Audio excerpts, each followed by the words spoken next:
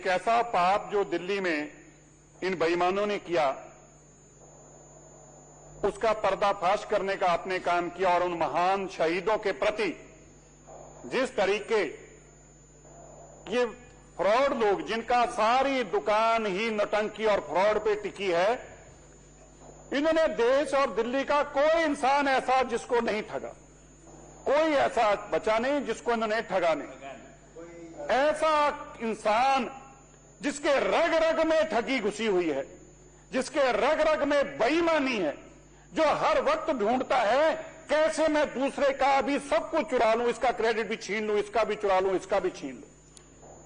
अब देखिए, जिसको फांसी कर कहा जा रहा है, मैं भी अध्यक्ष जी के साथ देखने गया, मैं आपको उसके तथ्य कुछ बताना चाहता हूं।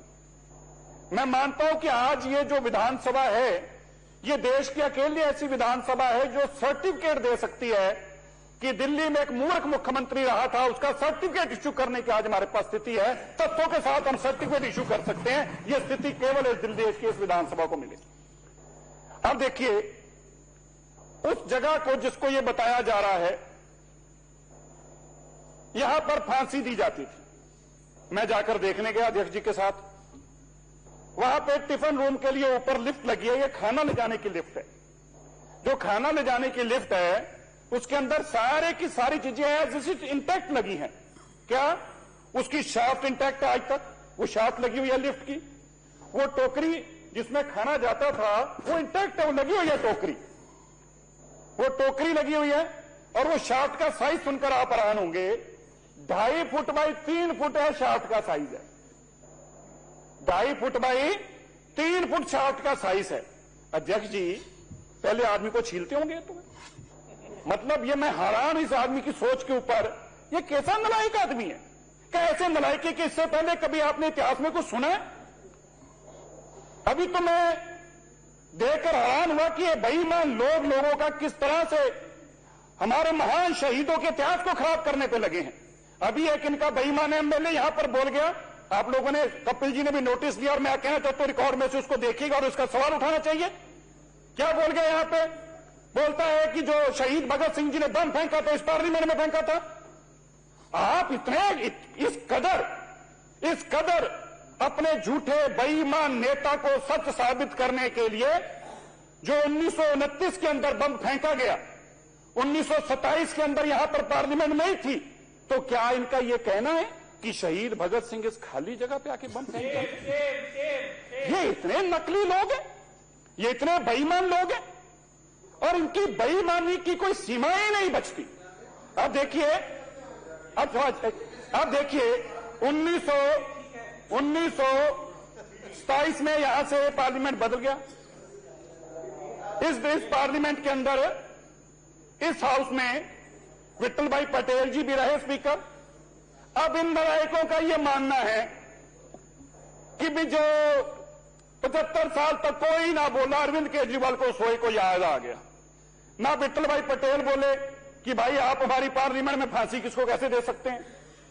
ना इससे पहले बाबा साहब अंबेडकर बोले कि आप पार्लियामेंट के अंदर फांसी किसी को कैसे दे सकते हैं। कोई ना बोला। कौन बोला? जो देश का सबसे बड़ा ठग, शराब घोटाले का जेल गया हुआ, किताब घोटाले में जेल गया हुआ, बिजली घोटाले में जेल गया हुआ, जेल का फ्रॉड आदमी वो आके याद करा रहा है। बताइए इतिहास। और सबसे बड़ी बात, देश के अंदर हमारे जितने भी शहीद हुए उन सबका रिकॉर्डेड हिस्ट्री है। आर्काइव्स के अंदर उस वक्त के रोजनामचे छपते थे। मैं दिल्ली आर्काइव्स में जाकर इसको देख के आया आज से कुछ 4 महीने पहले। एक एक रिकॉर्ड उन महान शहीदों का, किस तारीख को किस जेल में लाया गया, पहले किस हवालात में लाया गया, किसने केस चलाया, कौन उसका इन्वेस्टिगेशन अफसर था, किस जज ने फांसी का आदेश सुनाया, ये सारे का सारा इतिहास रिकॉर्डेड इतिहास है दिल्ली आर्काइव्स के अंदर। और इस नलायक को पढ़ने का कहां साइन था? इसके पास तो लूटने का समय था।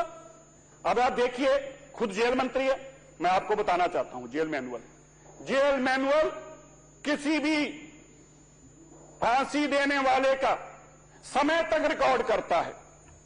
समय रिकॉर्ड होता है कितने बजकर इतने मिनट पर फांसी दी गई। यह भी रिकॉर्ड होता है कि इसकी उपस्थिति में दी गई और यह भी रिकॉर्ड होता है कि फला डॉक्टर ने इसको वेरीफाई किया कि यह मृत घोषित किया। अब ये पागल उठ पड़े, कहीं सवे रात को उठे होंगे, उधर ईडी सीबीआई वाले ढूंढ रहे होंगे, इन्होंने सोचा होगा कि यार इस बहाने से शहीदों की तरफ ध्यान दे देंगे, अखबारों में यह खबर छप जाएगी, हमारी शराब की खबर रुक जाएगी। इस आदमी को एक ही काम आता था भी मेरे को अपनी खबर कैसे रोकनी है, तो खबर रोकने के लिए इसने सोचा होगा भी ये काम करता हूं, ये नया काम निकाल देता हूं।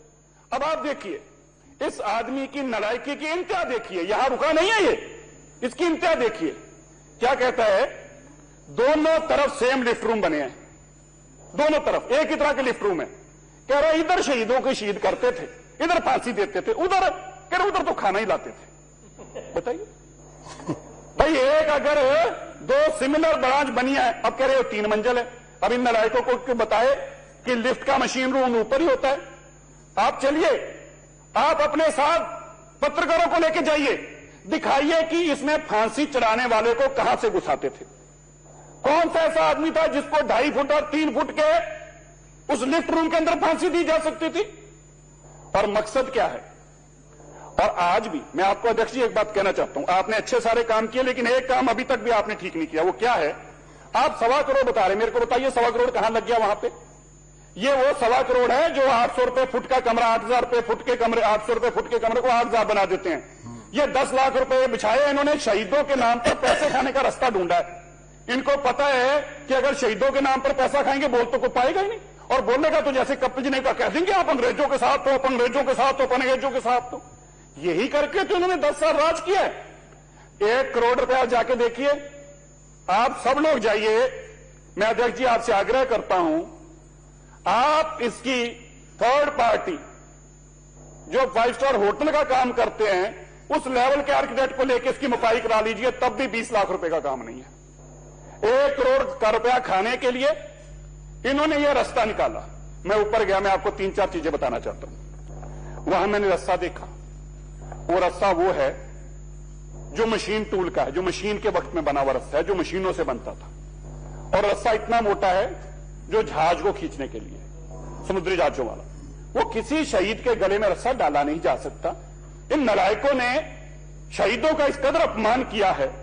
वहां फ्लीट बूट उठा के, जो फ्लीट बूट होते थे उस जमाने में वो बूट नहीं थे, कहां से उठा के फ्लीट बूट अपने तस्मे वाले लाके वहां रख दिए, और अब कहते कंचे रख दिए, कंचे। अब एक नालायक और बोल रहा था, बोला यहीं बैठा था 81 नंबर पे, यहीं इधर ही कहीं, बोला वो जो कंचे होते थे ना, वो बंदूक होती थी, बंदूक। वो जब फिर वो नहीं मरता था ना, फिर उसको बंदूक से मारते। बताइए यार, मतलब क्या कोई है यार इनमें कोई इंसानियत वाली बात? यार शहीदों के प्रति आप बात कर रहे हो, कोई मुर्गियों की बातें हो रही हैं, कोई मुर्गों की बातें हो रही हैं। आप महान देश के शहीदों के बारे में बोल रहे हो, कंचों से गोलियां बना देते हैं, गोलियों से मारते थे। ये सारी की सारी मानसिकता जो इस इंसान के अंदर भरी हुई है, कूट कूट कर बेईमानी भरी हुई है। और मैं आज कहना चाहता हूं, जो शहीद भगत सिंह के प्रति इन्होंने आकर ये नया एक ढोंग रचकर एक नया इतिहास पेश करने की कोशिश की है, इसके पीछे कोई जरूर साजिश है। यह स्वाभाविक मुंह से निकली बात नहीं है। यह कह देना कि इस विधानसभा के अंदर बम फेंका गया था, शहीद भगत सिंह की राजगुरु ऐसे महान शहीदों के प्रति नए नैरेटिव सर्च देने, यह स्पष्ट लगता है जैसे टीपू सुल्तान का नाम ये यहां पर लेके आए थे, उसके पीछे एक मकसद था। टीपू सुल्तान की फोटो जब लेके आए थे, उसके पीछे इनका एक मकसद था राजनीति। मैं मानता हूं कि आज जो इन्होंने एक नया विरजान राह पे रचा है और यह कहा है कि भगत सिंह ने इस पार्लियामेंट में बम गिराया था, इसके पीछे भी ये भगत सिंह जी का सुनहरी इतिहास को बदलना चाहते हैं। खड़खड़खड़ा गांव का नाम बोलना नहीं आता, बात इतिहास की करते हैं, बात शहीदों की करते हैं। अध्यक्ष जी, मैं आपका धन्यवाद करता हूं, आपने टीपू सुल्तान के वंशकों को, जो हमारे देश के महान शहीदों का इतिहास बदलना चाहते थे, टिफिन रूम को फांसी का फंदा चूमने वाले जो लोग, हमारे महान शहीद जो हंसते हंसते फांसी का फंदा चूमते थे, उनको 2.5 फुट के कमरे में कैसे डाला जाता होगा, ऐसे नालायकों को आपने एक्सपोज करने का काम किया है। मैं आपका धन्यवाद करता हूं और मैं आपको इस बात की भी बधाई देता हूं, जैसे मैंने पहले कहा था, दिल्ली को मुख्यमंत्री रहा हो 10 साल।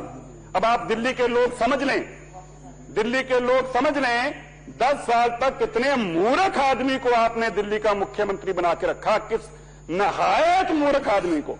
अगर शर्त लगा के भी तो 50 लाख करोड़ रुपए की शर्त लगा लेना कि इससे बड़ा मूर्ख एक ढूंढ के दो, तो कोई बड़ी बात नहीं है। केजरीवाल खुद ही हाथ खड़ा कर दे कि नहीं भैया मेरे से ऊपर कोई नहीं है। जो आदमी लिफ्ट को फांसी रूम बता सकता है, जो आदमी 2.5 फुट और 3 फुट की चौड़े लिफ्ट की शाफ्ट को फांसी का फंदा लगाने वाला बता सकता है, ऐसे मूर्ख आदमी दिल्ली की सत्ता पे 10 साल तक काबिज रहे। यही कारण है कि दिल्ली आज यहां तक पहुंची है। मैं धन्यवाद करता हूं, आपने मुझे बोलने का मौका भी दिया और इस बेईमान आदमी को एक्सपोज भी किया।